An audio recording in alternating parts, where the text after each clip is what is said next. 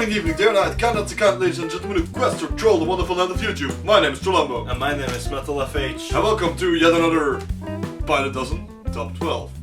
Yeah! And today, we'll be discussing our top 12 favorite beers. Belgian beers. Belgian beers. A little side note, the margin between these entrants is kind of small. It's not like, oh my god, there's a big difference. No.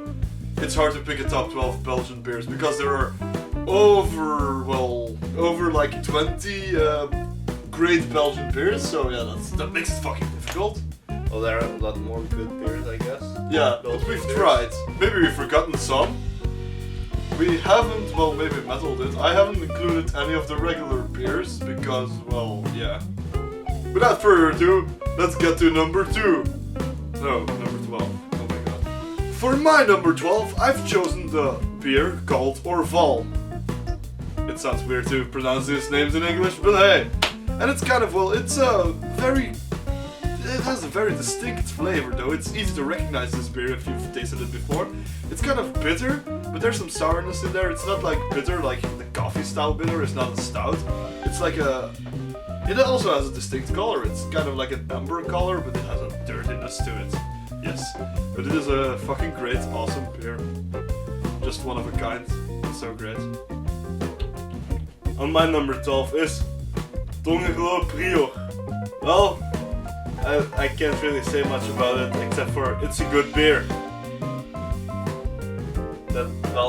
It's a blonde beer and it's good. Spoiler, most of the beers on my list are blonde.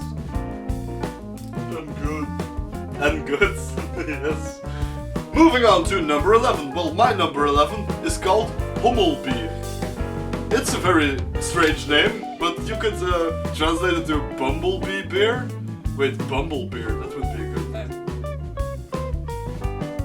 It's kind of a honey flavored beer, but it's not like a, what do they call it? A mead? It's not a mead, it's like a dark golden bronze colored beer. And, well, it's also kind of a strong beer. It's like at 7.5% alcohol. That's really super strong, but it's like medium. Let's say medium. Okay, yes. That's medium to us, yes. We don't have 5% beers. Well, we do. We don't have 3% alcohol beers. Well, those are considered non-alcoholic, so... What the fuck? Let's get out of this! You're number 11, Metal! On my number 11 is Grimbergen Blond. Again. Like, it's a blonde beer. And it's... it's a blonde beer. And it's good. And it's... I think it's better than the Tongerlo Prior. That's why it's above... That's why it's on number 11. If not number 12. Yeah, we get the fuck out of here. At my number 10 spot, I've placed a beer called Grottenbier, which can be translated to cave beer. Why did they choose that name? Well, because it is a beer that ripes in a cave. It's not like they make beer and they just lay it on the cave floor. It's a good beer because it has like a slight taste of... You can get some hints of raisin in there and stuff. It's like a really dark brown beer. But it has like a mild banana flavor. It's not like a fruit beer, but you know, like the real good dark beers have like a little hint of some kind of fruit or figs or whatever. This one's like banana and raisin to some extent, but it's mostly brown beer taste with hops and malt. So it's really great. On my number 10 spot is Delirium Tremens. What is really cool about this beer is the bottle has a pink elephant on it, which is amazing. And it's a blonde beer, and it's good. For my number 9, I've chosen for the beer called Gulden Draak, which can be translated to, well, you might think, well, I heard golden, maybe that's golden. No, it's like gilded dragon or something. That's the best translation I can come up with. Why is it such a great beer? Well, it has lots of alcohol, like somewhere near 10%. But it's one of the more sweeter brown beers. It's a beer that you can drink even with a dessert, and that's fucking awesome. You can drink some beers with desserts. Still have something great. You can drink it with some ice cream. or like some pancakes and stuff. Yeah, that's fucking awesome. And you could always also drink it with your food, like with barbecue stuff. And I guess it goes great with like ribs. So yeah, don't have nothing to lose. Drink it now! On my number 9 spot is Wolf 7. I believe there's a wolf on the bottle. Yeah. And anyway, you know, it's blonde and it's good. Most of these beers that are like not this high on the list. It's been a long time since I drank them. I just remember I like them. So yeah. The number 8 spot on my list goes to Kasteel Tripel. Well, what is it? Well, you could translate it to castle beer. So it's beer that comes from a castle. That's obvious. Well, there's some bitter flavor in there and some sweetness. A lot of people might say, well, I've seen some people complain about the fact that they think it's a bit too sweet and that it should be a little more bitter or just a little less sweet.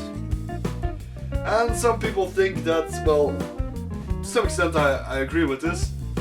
It's not the best out there, and all of these beers so far have had this problem that the flavors are to some extent really rich, but then again they don't provide that full mouth feeling. Like it's not the beers that activate all of your taste buds in your mouth. But we're getting there. There will be beers who do that. Just that. Also give you a boner! On my number 8 spot is La Chouffe. Yeah, it's a blonde beer and it's good. I guess you could have guessed by now. Yay! I think it's one of the first beers with a higher alcohol percentage that I drank. And it was good. Finally getting to my number 7 spot on the list. Which means we're almost halfway, but we really aren't. So yeah. It's Chimay Bleue, or blue, or blau, or whatever fucking word you want to push after it, put after it.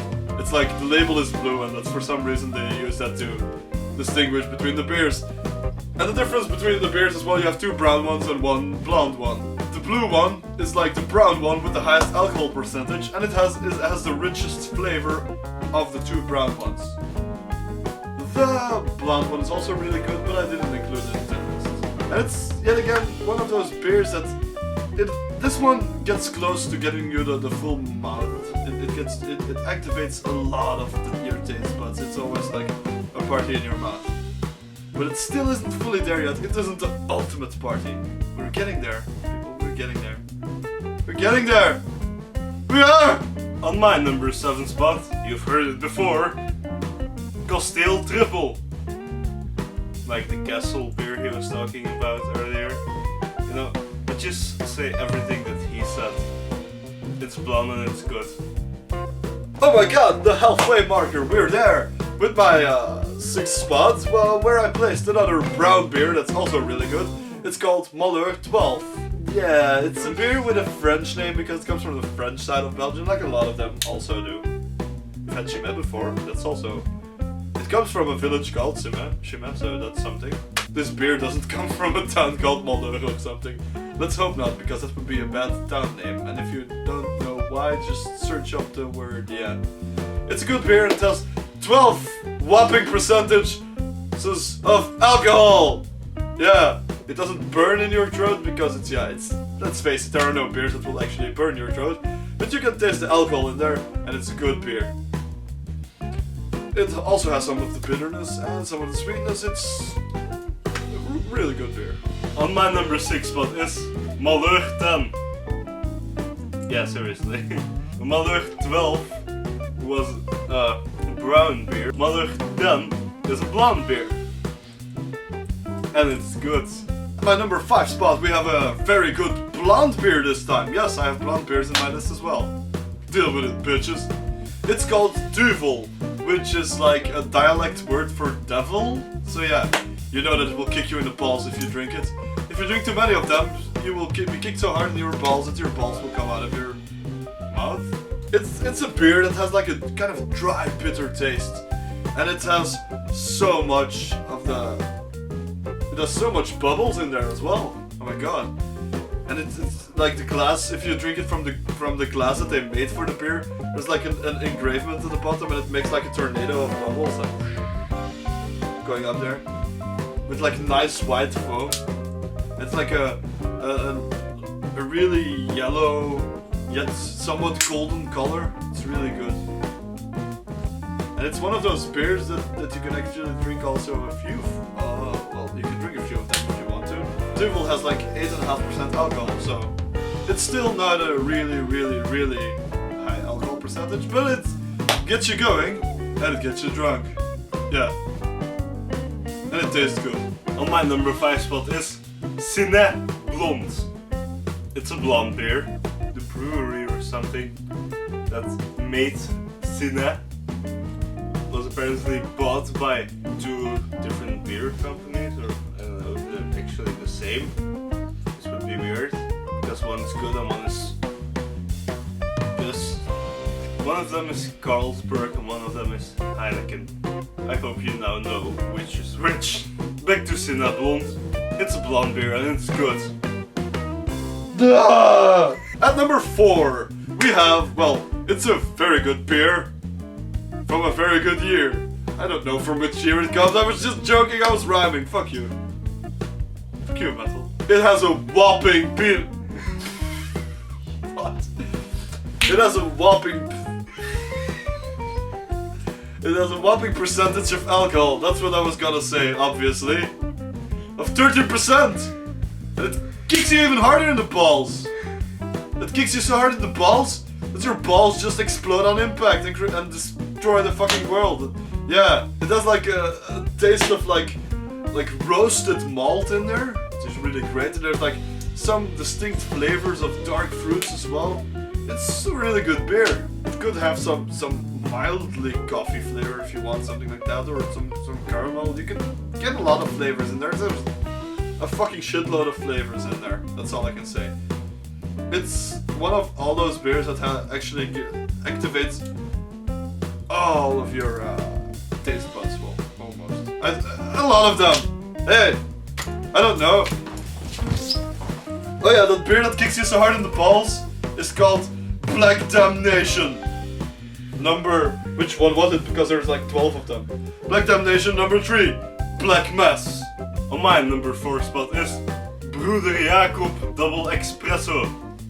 Broeder Jacob is Brother Jacob. Double Espresso may sound weird because you were like, hey, this is a list about beers. Yes, beer, coffee. Coffee and beer. It's not a blonde beer. It's brown, and it's, you know, you really taste like the coffee flavor and the beer, and it's good. My number 3 entrant is called Bernardus Abt 12, which 12, but that doesn't really have anything to do with it, but because the beer doesn't even have 12 percentages of alcohol, it's like at 10%. Yeah. So hey, where did the name come from? I don't know. That's not really the problem either. So let's get to what's so good about the beer. It's like, it has a great fucking balance in flavor. Like, it activates everything, and it also, like, does it in a good way. It harmonizes the flavors together really good. But it has like a malty bitterness to it. It also has some nice sweet flavors to it. It also has some caramel flavors to it. It's nice and rich. It's a really good beer. Believe me. On my number 3 spot is, and you've heard it before, Duvel. It's like a dialect for Satan. He said it before, you know. It's poured in like a glass that makes a lot of foam from the beer. But the beer is really good. And blonde. It's brewed by like a brewery named Moordgat, which would have meant something if Moord was with a D in the end and not with a T. It would have been Murder Hole. Murder Hole. At my number 2 spot, so it's almost like the best beer ever to me, is Rochefort 10. It doesn't have 10 percentages of alcohol. It has more. It has 11.3 percentages of alcohol for some reason. Who knows? The first time when we had one of those bottles and opened them up, a very new aroma or smell like erupted from the bottle, like all of us, and it was like whoa, what's this? I can smell something that does make me think about wine, like red wine, like good aged wine, and it also makes me think about beer at the same time, like dark beers. And there was some like rich flavors in there. It's like a slightly bitter beer with some really light sweetness to it. It's great beer taste. It had some of the like one of those like rich fruity flavors in there as well. It's hard to distinguish the different layers within the beer, but it's nice and the balance is good. It's almost perfect to me. My number 2 is Tripel Karmeliet. Same as with Duvel, it's poured in a glass which generates a lot of foam. There's a lot of grains in the beer, and Trollumbo said it almost tasted like bread, but that's a lie. The beer is way better than bread, and it's blonde, and it's good. Because it's number 1! It's the best! So it's bound to get crazy, doesn't it? The beer is called Pannepeut, which is a really weird name and it stands for like nothing. Well, maybe it has some meaning, but I don't know it. It's a really great beer. I told you that it was kind of similar to some of the other beers on the list. It's like a brown beer with like some bitterness to it. And it has a really rich flavor. It has the richest flavor out there. It's like filled with like all sorts of rich malty flavors, and it has some rich fruity flavors there. It's like all sort of like a flavor bomb is how I would describe it. It's really good, really good. It's like the best beer if you ask me. That's why it's on number 1, obviously. Obviously. And on my number 1 is Vedett. Extra blonde. Not the extra white one, never drank white beer. I think Vedett is like a younger brother of Duvel. And being a younger brother myself. Actually I was gonna say little brother, but then it wouldn't be the same. Fuck you, bitch. I'm taller. Vedett is a blonde beer, you know, extra blonde. I don't see why it's extra blonde, because it just seems blonde. Like any other blonde beer. But it's my favorite beer. And it's good, you know, why else would it be my favorite beer? So this has been our top 12, but before we sign out, we have some new news for you and some interaction that we want to ask from you. Whoa. Yeah, that's true. You know what it is? Well, next week's show is already pre-recorded. Like, perhaps after this one, I don't know. But the week after that, and the week after that, will also be recorded on the same day. So what do we need for that? Well, we need topics for that. And we're gonna give you a free-for-all this time. Yeah? You can suggest freaking topics. You don't even have to, like, pick one from a list that we, like, remade and stuffed in your face and said, pick one! No, this time you can pick whatever you want. Whoa! But it still has to be doable, though. Whatever list you want, suggest it, and we might do it. Depends how doable it is. Yeah. Like your mom! Oh, snap! That was lame. We'll catch you in the next video. Thanks for watching our video. Did you like that video? Don't forget to like it if you like it. If you don't like it as well. Leave a comment and share the video with your friends. Don't forget to subscribe and be real Lolzosaurus. See you in the next video.